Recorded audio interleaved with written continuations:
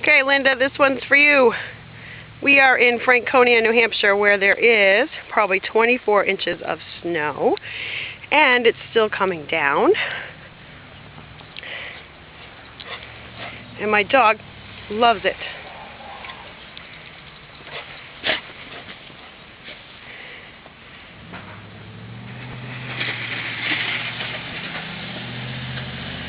But my husband doesn't necessarily, because he has to plow it.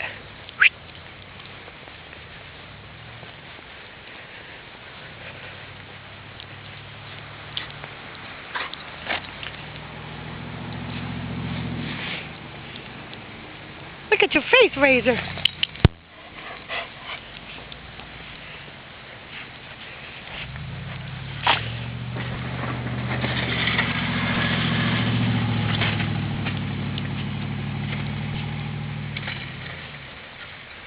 There you go, Linda.